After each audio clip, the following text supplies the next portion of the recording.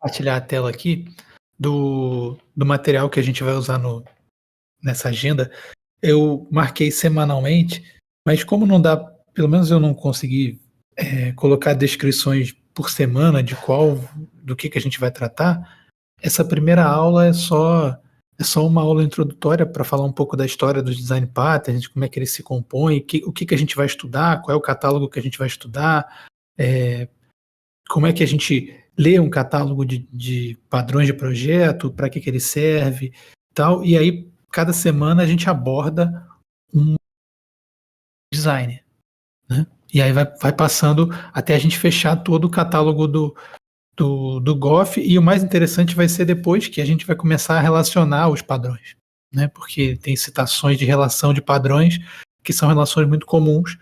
Então, a gente vai começar a decompor esse tipo de coisa à medida que a gente for conhecendo o catálogo todo.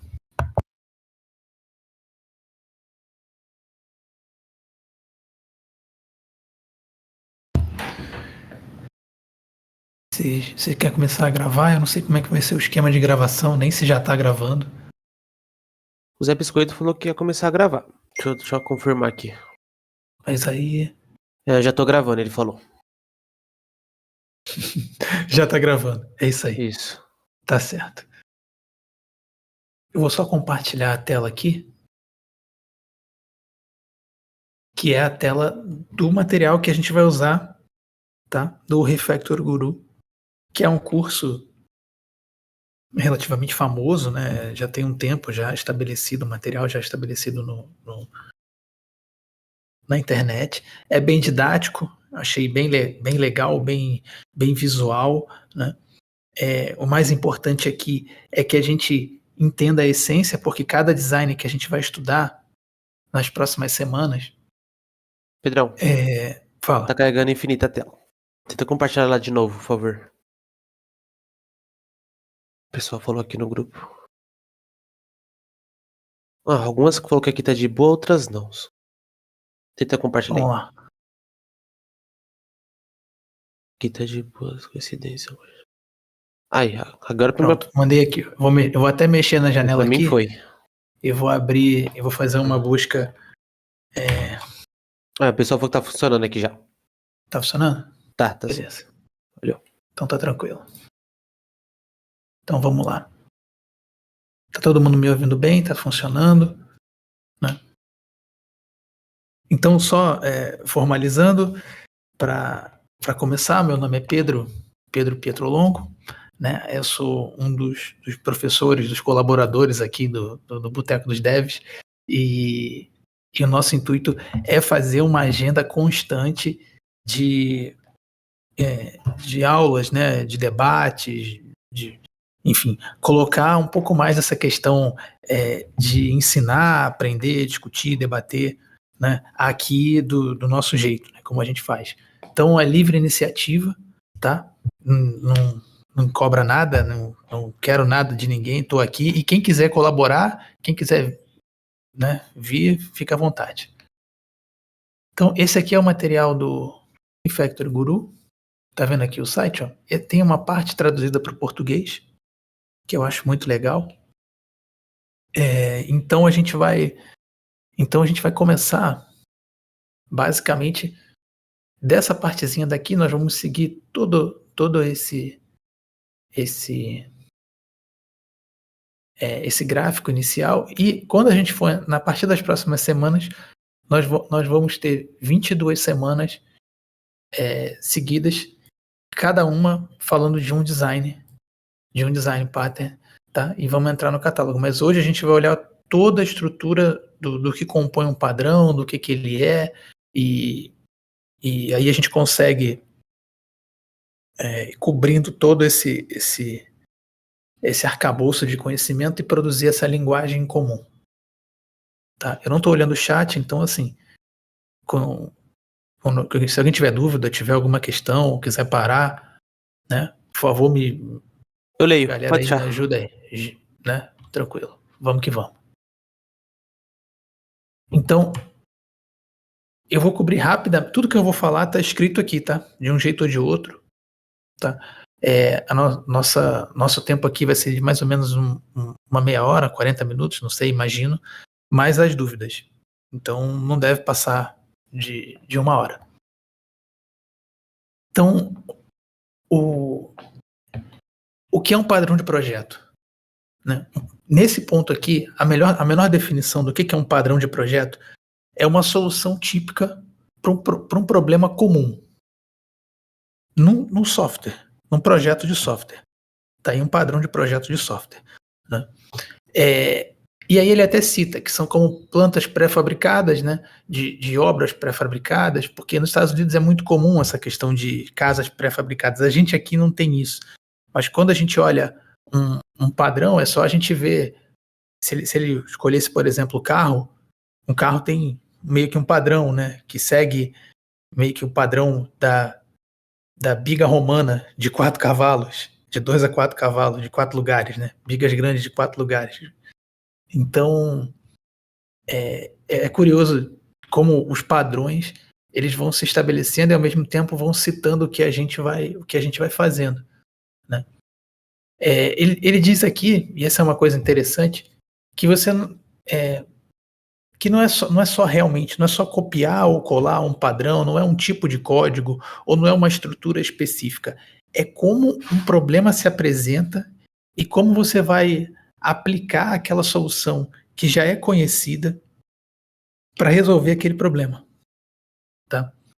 E ele cita aqui que você realmente também não pode confundir isso com algoritmos, que são algoritmos clássicos que a gente já conhece, tem até nome e tem tipos específicos e tem várias versões do mesmo algoritmo, né? Eles têm um resultado padrão, mas a forma de chegar no resultado não é padrão. A gente não confundir isso, né? Então, por quê? Porque quando você tem que entender, e aí é o próximo ponto, né, que um padrão ele consiste de algumas coisas específicas, né? Ele tem que ter um propósito, ou seja, ele tem que servir para resolver algum problema. Ele tem que ser uma motivação, tem que ter uma motivação de fundo, né, que é uma questão de solução, alguma coisa que torna ele possível, né? Ele tem que ter estruturas que o compõem, né, interagem com ele. Então, assim, esse tipo de são exceções de padrões que a gente vai ver agora. Mas da onde veio? Da onde veio esse padrão, né? Esse livro é um livro muito, muito interessante. Deixa eu até procurar aqui, ó. Esse cara é aqui, Christopher Alexander. Esse sujeito aqui, ó. Tá vivo ainda. Não, morreu aqui, morreu em 2022. Olha lá. Então, esse cara, ele escreveu um livro muito conhecido, que vocês viram que ele é urbanista, né? Então ele fez esse livro aqui, ó, que é Linguagem de Padrões. Em que, se você for olhar, o conteúdo do livro é um livro que fala de design de praças.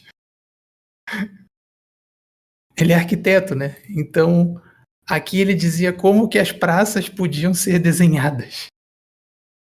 E a nossa ciência informática, né, vai se aproveitar desse tipo de coisa, ou seja, desse tipo de desenho que resolve um problema e se torna meio que uma linguagem.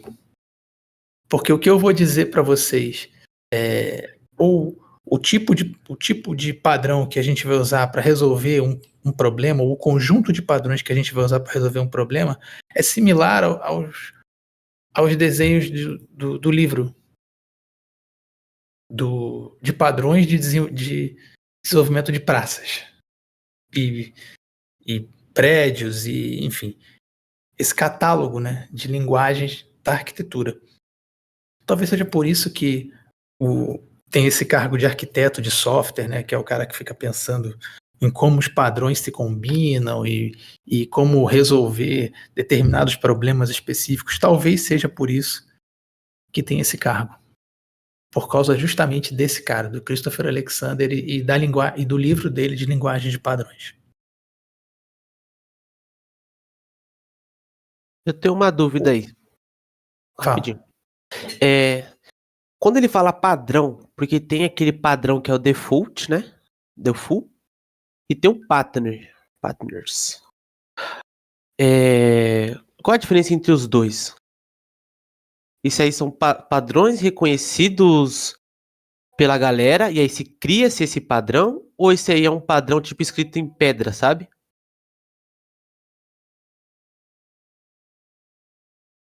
Aquele padrão que, cara, esse é o padrão e já era, sabe?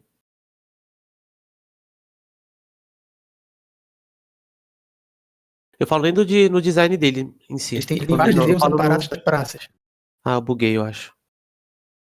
Pera aí, bugou. Foi você, Pedro, Repete, o por pessoal favor. falou aqui. Tá, Repete, por favor, que eu não beleza. não te ouvi. Tá me ouvindo agora? Agora sim. Eu queria entender a diferença do padrão do default e do partners, porque os dois são traduzidos como padrões. Então, é que assim, o padrão, vamos dizer, o padrão tipo default, né? Isso. Não existe. Não existe. Uhum. Para nós, em desenvolvimento de software, não existe. Da mesma forma como em arquitetura não existe. Qual é a definição padrão de uma praça? O desenho padrão de uma praça aqui. Qual é o desenho padrão de uma praça? Não existe você pensar num desenho padrão de uma praça. Uhum. Ou o desenho padrão de um prédio. Tem tantos desenhos de prédio quantos tem prédios no mundo, porra. Uhum. Ainda que cada um tenha suas particularidades, ou cada um estejam dentro do mesmo molde específico, como a gente vê aqui na nossa ciência, na informática, a praça é determinada, primeiro, pelo espaço, segundo, pelo clima. Estou falando da praça ou o prédio, a localização, o tipo de acesso, o tipo de moradores, o tipo de vizinhança. São várias coisas que vão influir em como o cara vai desenhar aquilo ali. Então, tipo, não tem. Esse padrão que você está imaginando do default não existe. Entendi. Não existe no desenvolvimento de software e não existe na arquitetura. E aí é aí que as coisas se casam. Porque onde não existe um padrão, pelo menos uma linguagem de conversação, uma linguagem padrão, entre aspas, tem que ser estabelecida. Quando é que os caras viram que isso estava pegando na informática? Porra, 90 e poucos. Porque da década de 60 até a década de 80 foi Extreme Go Horse. Era o que tinha. Aí os caras falaram, peraí, mas já tem um software aqui de 10 anos aqui, como é que eu vou dar manutenção? Não, peraí, se a gente não começar a trabalhar melhor, ou começar a trabalhar em cima de padrões, a gente não vai sair do outro lado. Tanto que o livro, o livro do Goff, ou seja, o livro que é o catálogo que a gente vai usar, ele é de 94. Ó. Se você parar para pensar, 94, pô, pro desenvolvimento de software, né, assim, hoje parece muito longe, pô, 30 anos, mas pro desenvolvimento de software foi 30 anos antes, né? Precisou levar 30 anos de desenvolvimento de software para os padrões serem catalogados, estabelecidos e tal, e agora 30 anos depois a gente está falando deles, e daqui a 30 anos a gente ainda vai estar falando deles e de outros, porque esses aqui são os que você já tem que sair da faculdade sabendo, os que você vai encontrar no mercado de trabalho no seu dia a dia, né? Porque existem padrões de software de microserviço. Você vai ver esses padrões aqui em diversas situações, tá? Tanto em desenvolvimento desktop, quanto em microserviço, quanto em web, quanto em equipamentos embarcados. Você vai ver, de uma maneira ou outra, padrões que estão dentro desse catálogo, porque esses são meio que básicos, né? São 23 padrões básicos e os outros são catálogos incrementais. Eles usam esses e tem outras abordagens. né? Talvez a gente vá em cima do J2EE Patterns, que é um outro catálogo de padrões, mas é mais para Java corporativo, né? A gente tem o 12 fatores, que são padrões de microserviços, então, enfim. Mas nesse caso aqui, a gente vai estar olhando esse livro do Goff. Por que Goff? Gang of Four. Por causa desses 4 caras aqui, né? São engenheiros de software que vai aparecer a fotinho deles aqui. Que escreveram esse livrinho aqui, ó. Esse livro aqui é o livro do Goff, ó. Esse é o material original. Vamos Você já pegar a leu foto, ele né? já? Óbvio que já li, assim, mas ele, como ele é um catálogo, ele é mais consulta, Uhum. né? Ele é mais de um livro de consulta. Ele é Esses aqui denso? são eles antigos. É, denso não diria, ó, 10 anos depois. Tá vendo? Então, esse aqui são os 4 caras que documentaram esses padrões, no caso, né?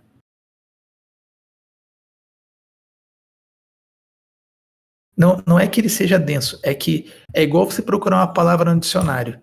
Se você não está acostumado com a língua, você não sabe a sintaxe, ou você não sabe as regras gramaticais, para você vai ser difícil achar uma palavra no dicionário daquela língua, né? É igual aqui. Aqui a gente vai aprender, a gente está aprendendo tipo, agora a gente já viu o que é um padrão, qual é, para que ele se propõe, de onde ele veio e tal. Agora a gente vai aprender hoje tipo, por que são importantes e agora a gente vai olhar como é que lê um padrão.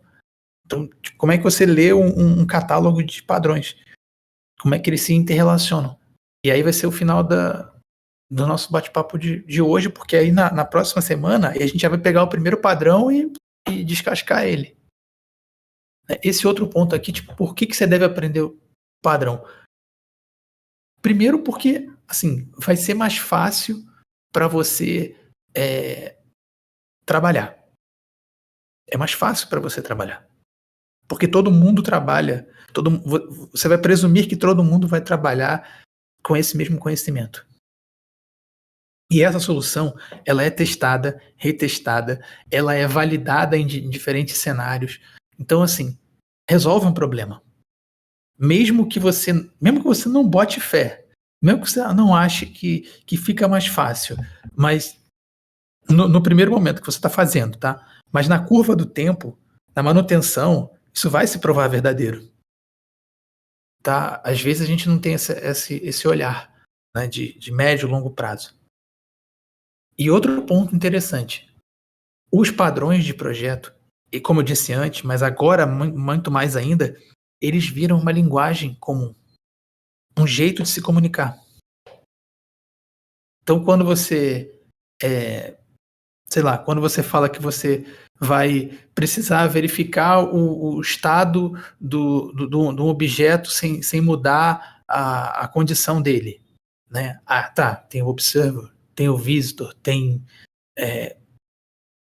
aí você vai chegar pro cara e falar, então, eu usei o observer para verificar se o carrinho ainda estava válido, ou se a seção né, se o carrinho tinha sido adicionado, ou se o token, né? Então, assim, isso vira um linguajar entre nós. Isso já poupa logo de cara pelo menos uns 20 minutos de conversa. Eu acho que todo mundo percebe essa vantagem, né, da comunicação. Isso aqui é muito engraçado. Olha lá, crítica dos padrões. Ó.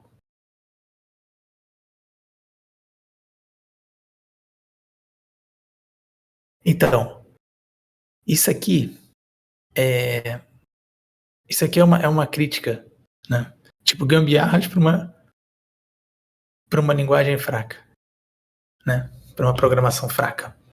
Quanto mais, esse é um fenômeno que você vai ver e é interessante.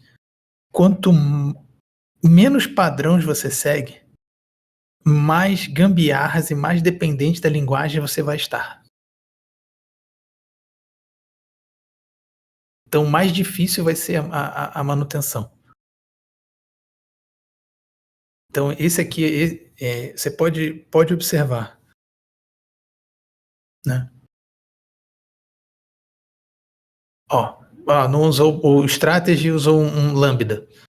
Beleza, mas aí você está contando com um recurso da linguagem, você está aprendendo aquela parte que poderia ter uma manutenção mais fácil, é um recurso de uma linguagem que pode mudar na próxima versão. Então, é isso que ele está falando aqui. Soluções ineficientes também, né? Tem pessoas que vão justificar, criticar os padrões, porque você escreve mais código, ou porque você tem porque você tem maior quantidade de classes ou maior quantidade de código para dar manutenção. O que essas pessoas esquecem, e aí cai também no outro ponto, né, que é o uso injustificável, né? Você não precisa saber todos os padrões. Você não precisa saber todos os padrões e como eles se aplicam e como eles se interconectam. Não, você só precisa ter a segurança de que você está usando a quantidade certa ou a mais simples possível, no caso, assim, a combinação mais eficiente possível para cada situação. Como que vocês vão saber isso? Com o tempo, com a experiência, com a experimentação, né? Os padrões que a gente usava há 5, 10 anos atrás não são os mesmos, não são da mesma maneira, porque a linguagem evolui. Então as linguagens evoluem, a tendência é a gente escrever menos, escrever melhor, né? Então a gente tem que ver que há às vezes um preciosismo num profissional. Já trabalhei em projetos que tinham, sei lá, 14, 18 padrões diferentes. Porra, mas o catálogo tem 22, né? 23. Para que o cara vai? Para mostrar erudição, né? Para mostrar que pode fazer isso? Pô, então não é. Esse é um tipo de uso injustificável. Esses são tipos de soluções que ficam ineficientes. Por quê? Porque prejudicam muito a manutenção. Então é tudo uma medida que não tem uma fórmula, e a gente vai ter que lidar com isso. Essa classificação de padrões aqui é a classificação base que a gente vai usar e que é dividido o catálogo, tá? Que são os padrões ele chama aqui de padrões de mais baixo níveis, né? E padrões mais universais, né? Padrões arquitetônicos. Um que você aplica numa linguagem porque você atrela ela àquela linguagem com recursos específicos, né? E o outro que você pode usar em diferentes linguagens. Esses padrões que a gente vai usar são padrões eminentemente arquitetônicos. Por quê? Porque tem exemplos em 5, 6 linguagens. Que se a gente for olhar, tem exemplos nessas linguagens todas. De quase todos os padrões que a gente vai tratar. Por isso que são coisas mais arquiteturais. São divididos basicamente em 3 classes, tá? São os criacionais, que são mecanismos que aumentam a flexibilidade na criação, mecanismos de criação de objetos, né? De como eles são gerados, como eles surgem, o momento em que eles surgem e o modo, condições que eles vão surgir. Os estruturais, dados esses objetos, como eles se aglutinam, como eles interagem, né? Os comportamentais, aí é o que cada um faz, o como. Então são divididos também com um cria, um mantém, os estruturais mantêm a interação, e os comportamentais eles regem a interação fina entre eles. Por isso que ele fala que cuidam da comunicação eficiente e a assinalação de responsabilidade entre os objetos, que é muito além da questão da responsabilidade única. É do que cada um faz e o que ele interage com o outro, não aonde ele está baseado, né? E nem da onde ele veio. E aí aqui a gente já começaria a falar dos padrões. A estrutura do curso é esse aqui, tá? E a gente vai começar na semana que vem a falar do Abstract Factory. Depois vai falar, vou pegar por ordem alfabética, tá? Não tem nada em especial. Começar pelos criacionais. E aí vai ser basicamente isso aqui. A gente vai apresentar um problema, né? Pegar o problema, dissecar o problema, mostrar a solução do problema em linguagem UML, né? E aí pegar um exemplo de código qualquer que demonstre essa estrutura, a estrutura do padrão aqui documentado, tá? E aí a gente vai com isso, tá, esse aqui é o código, né? Ali é o desenho UML. E o mais interessante vai ser que dessa aplicabilidade aqui para baixo, que a gente vai discutir, e a questão da implementação, os prós e os contras que vão ficar assinalados em cada design pattern e a relação dele com os outros designers é que você vai ser eu acho que o principal, né? Para além de reconhecer o padrão, o problema e ver que esse padrão resolve aquele problema, né? Como implementar e a relação dele com prós e contras com os outros padrões, eu acho que é o que compõe a cereja do bolo de cada padrão, sabe? Para além da utilização deles. Bom, foi rápido. Falei essa meia hora. Tem alguma dúvida? Tem Fala. uma pergunta aqui. Tá meio grande, mas eu vou tentar resumir em poucas palavras. O NN ele perguntou. Boa. Se você quiser ler, é melhor ainda. Deixa eu olhar o chat, tá? Aquela ali Qual começa. o tempo da carreira você deve se preocupar com o padrão? E onde, a partir de que ponto você tem que ser visto com certa profundidade ou com mais seriedade? Bom, minha opinião, tá? Você tem que ver à medida em que você achar necessidade. Levando em consideração que você entrou no mercado, né, como um dev júnior, um estagiário, um trainee. Por quê? Porque você tem que ter. Você vai olhar um tipo de classe específica e você tem que saber. Peraí, você tem que ter a curiosidade aguçada para saber, tá, mas por que isso é desse jeito?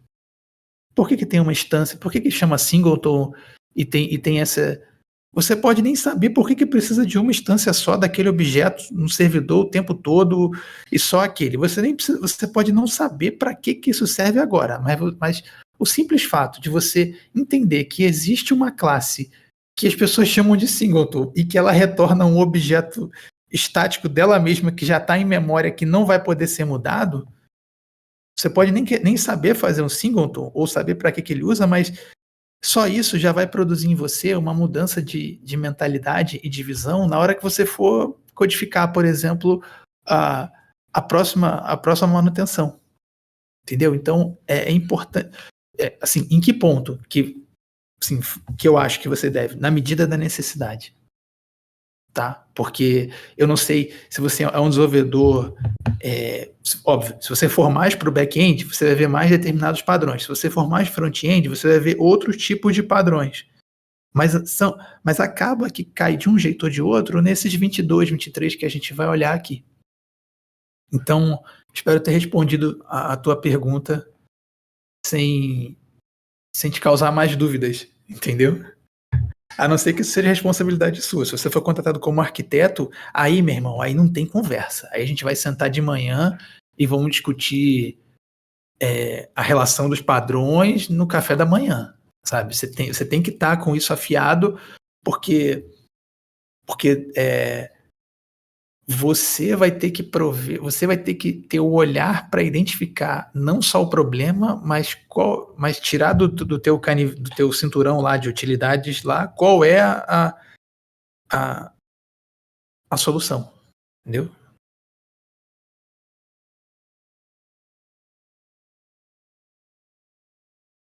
Isso passa a ser esperado da gente a partir de qual nível? Cara, partido pleno, para mim, assim, o júnior não necessariamente tem que conhecer os padrões, tem que saber, ele tem que estar inteirado que eles existem, né? Tem que saber, óbvio, conhecer os mais conhecidos, porque vai ser da natureza do trabalho dele, do dia a dia, mas assim, de pleno para cima, cara, você já vai ser cobrado para explicar, falar o designer patternage, vamos dizer assim, né? Você já vai, porque o cara vai olhar e falar, tá, mas você levou 15 minutos para explicar que era o singleton. Por que não falou que era singleton? Sabe, você vai ouvir esse tipo de coisa na daily. Então, por isso que você vai estar sentado na mesa dos adultos agora, né? Não é mais café com leite.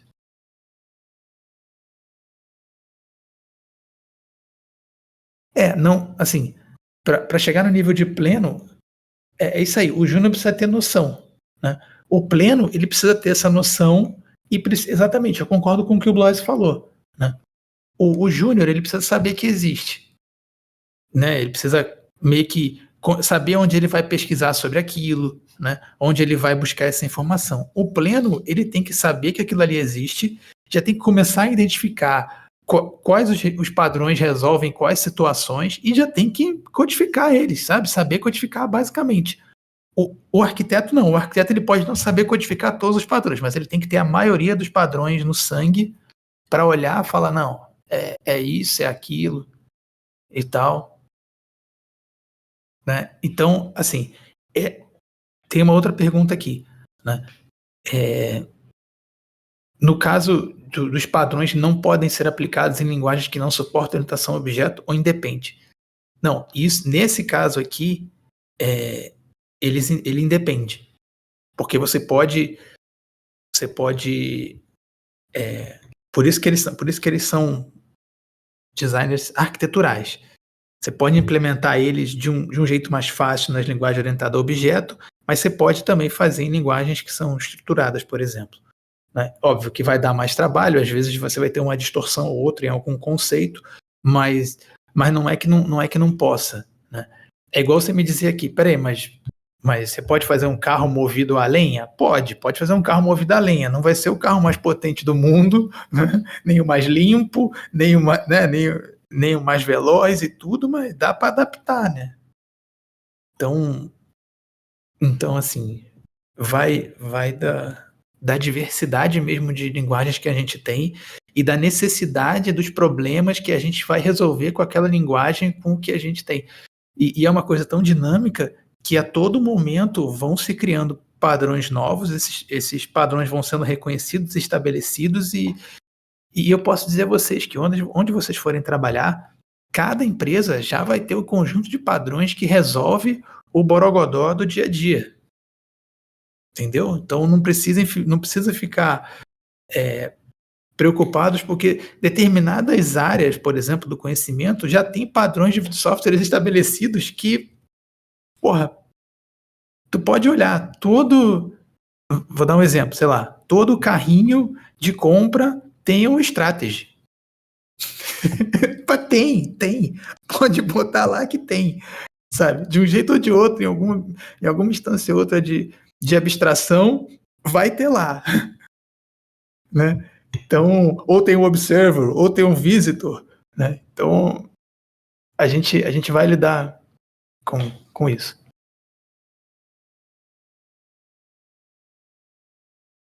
Deixa eu responder uma pergunta também. É isso aí. A DNN, quando ele perguntou em qual momento ele deve utilizar e qual momento ele deve se aprofundar. Aí eu vou dar um exemplo meu, que eu acho que eu tô mais perto dessa galera que é júnior. Eu sempre estudei, sempre estudei essas coisinhas assim, mas aquele estudo por cima, sabe? Você faz um projeto e deixa de lado. É a mesma coisa de você querer aprender clean code quando você tá ainda aprendendo a programar, sabe? Você não sabe o que é um código sujo ainda. Pra que você vai se preocupar com um código limpo, sabe? E o tempo foi passando, eu entrei na empresa. Inclusive, tem algumas pessoas aqui da minha empresa que tá aqui, 2 pessoas. E vou citar uma delas, que é o meu colega de serviço. Meio que a gente sempre trouxe feedbacks para a empresa e tudo mais. A gente vai codificando com o tempo, a gente foi ganhando um pouquinho de experiência, então a gente começou a participar de um code review juntamente com os seniors. E quando você está avaliando o código de outras pessoas, você vê o real sentido de se ter padrões. Porque avaliando o código, fazendo a leitura... Pode, Bros, sobe aí no palco. Avaliando o código de outras pessoas, você percebe que elas chegam em resultados de formas diferentes. E que sim, tem jeito mais fácil, não é que existe o jeito errado, mas é que para chegar naquele resultado, a gente poderia usar um padrão comum entre todos os desenvolvedores e solucionar aquele problema de uma forma simples, digamos assim. E a manutenção vai ser fácil. E aí você começa a perceber o quão valioso isso é. E veja, eu ainda sou júnior, então meio que foi a necessidade. Eu não fui atrás do design pattern, sabe? Parece que ele veio até mim e falou assim, olha, tá na hora de você aprender isso. E a hora é agora. E sim, você não precisa decorar todos. Eu acho que ninguém aqui sabe de cabeça. Deve ter algum doido, como o Rujão, que deve saber todos os design pattern de cabeça. Mas é como se fosse um catálogo. Isso aí é literalmente um catálogo, como o Pedro falou no começo. Então, eu vou fazer um abstract. Você vai lá, putz, esqueci uma coisinha ou outra. Entra lá, dá uma olhadinha, volta, aplica. Tem dúvida, pergunta pra quem tem, pra pessoa certa e vida que segue. Feedback. Falei agora, Blois. Opa, boa noite, pessoal. Pedro, antes de eu falar, que é a pergunta, lá no trabalho a gente usa muito Observable, PubSub e tal. Isso se enquadra como um padrão de projeto, né? Como a Factory, a Abstract Factory, ou Singleton, etc. Ou isso se enquadra mais como um padrão arquitetural ou algo assim? Não, então, aí é que tá. Qual a diferença do padrão do projeto, do padrão arquitetural e do padrão atrelado à linguagem? O que você faz? Você conseguiria fazer, por exemplo, em .NET e em Java? Uhum. Esse padrão que você faz? Você conseguiria? Se você conseguiria, é arquitetural. É arquitetônico, vamos dizer assim, né? Uhum. Se você não conseguiria, aí está atrelado à linguagem. Aí é uma coisa específica de um recurso daquela linguagem, né? De uma feature daquela linguagem que não necessariamente pode ter em outra. Uhum. Aí é meio que, aí é sofrimento, entendeu? Aí não adianta. E nesse ponto, realmente é da necessidade, é do dia a dia, tá? O que acontece muito quando você está no nível de pleno, sênior, né, arquiteto e tal, ninguém é dono da verdade. Então eu olho um problema e falo, acho que design tal resolve. Aí eu chamo o outro sênior, chamo o outro arquiteto, chamo outro cara e falo, fulano, ó, tem isso aqui, ó. Eu acho que vou aplicar padrão tal, o que tu acha? Padrão tal é bom, mas tu já viu o outro, o XPTO? Não encaixa melhor não? Sabe assim? E aí experimenta-se, aí testa. Essa é a beleza do nosso trabalho em cima do arquiteto, de verdade, né? O cara não precisa construir a praça, derrubar a praça para ver se a praça, botar as pessoas lá para ver se todo mundo gostou da praça daquele jeito, derrubar e fazer outra. Não, a gente faz, né, com um padrão, testa, ficou bom, beleza, resolveu. Não, ficou uma merda a manutenção. Ih, deu problema na hora do, sei lá, da comunicação, ou deu problema com acoplamento. Aí muda, aí a gente muda, entendeu? Então a gente vai... mas a gente tem que ter essa segurança, essa tranquilidade para falar, não, é só mais um jeito de escrever aquele código ali, né? É a tranquilidade que o pedreiro não tem, sei lá, se ele subir uma parede no lugar errado. Ele vai ter que derrubar a parede na porrada e subir no lugar certo. A gente não, a gente só deleta o código, muda, faz o refactory e corre pro abraço. Entendi. Eu perguntei porque, assim, a minha experiência com isso foi bem parecida com a do JP. Nesse trampo que eu tô agora, eu trabalho com o mercado financeiro, então, e eu faço meio que, eu não, né? A empresa faz o intermédio entre corretoras, pessoas que querem comprar ações, etc, e piriri pororó. E isso envolve muito estar atualizado com os preços da bolsa, etc.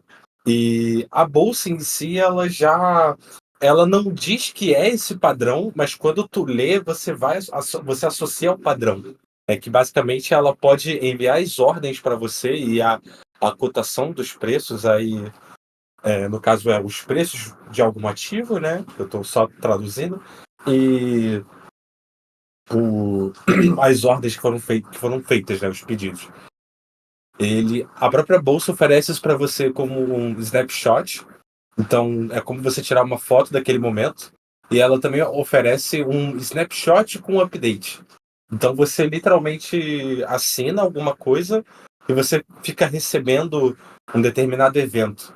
E para poder lidar com isso, é uma estrutura que cai muito bem para observable, etc. Eu tive que estudar bastante sobre isso para poder conseguir entender, né? E aí caiu nesse momento do JP. Surgiu essa necessidade por causa do trampo. É, E tive que aprender isso daí. é assim que funciona, não, é assim que a gente vai evoluindo, é assim que funciona, né? Então, não se sintam acanhados em fazer, mudar, testar, discutir, debater, porque é assim que a gente vai crescendo, né, enquanto profissional e vai aprendendo as coisas do dia a dia. E a nossa experiência profissional, assim, vai aumentando exponencialmente.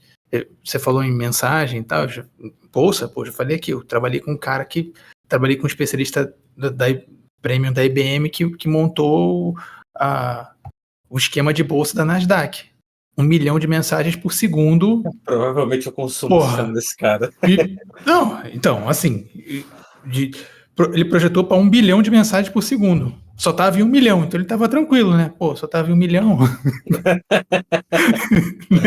Então, assim, e use WebSphere né? Então, na próxima semana a gente vai falar mais especificamente de um designer, né? E vamos seguindo esse catálogo aí, temos 22, 23 semanas. Eu tenho uma dúvida aqui para fechar a aula, não sei, vocês acham necessário fazer uma aula de introdução à orientação a objeto? Ou pelo menos um fórum de dúvidas? Porque esses designers vão pressupor que vocês sabem orientação a objeto. E eu não vou poder ficar parando aqui para falar, então, polimorfismo, a abstração, né, a relação, eu não sei. Aí cabe, sei lá, fazer uma enquete aí, vou provocar a galera a fazer uma enquete lá no chat geral pra gente ver. E aí nesse ponto vai ser outro dia, sei lá, vai ser segunda noite, entendeu? Um dia antes desse aqui pra galera chegar preparada. Mas vai ser um dia só? Um resumão? Não sei qual é a necessidade da galera, assim, de repente, sei lá, uns 2, 3 dias acho que a gente resolve, não sei, mas aí tem que ver, porque esse conhecimento aqui dos design patterns, ele já vai pressupor que a pessoa sabe esses conceitos, né? Que não necessariamente precisa ter dominado, mas eu posso revisar. Mas é que a pessoa tem que estar com POO legal. Pode ser. Inclusive, no livro que eu lhe mandei, no PDF, ele começa primeiro pelo orientação a objeto. Então, ele fala de PO e fala de Solid. Isso. Solid, assim, tem bastante material de Solid. Eu posso recomendar aqui um material de Solid e de orientação a objeto para a galera ir estudando também, para chegar semana que vem não no 0 a 0, né? Mas aí é com vocês. Bom, por mim, já pode parar a gravação e eu queria agradecer todo mundo que veio aí, porra, a galera engajada, e podem divulgar nas próximas semanas aí pra galera que quiser. Enfim, tamo aí pra isso. Valeu, galera. Valeu, Pedro. Ou Subidcal.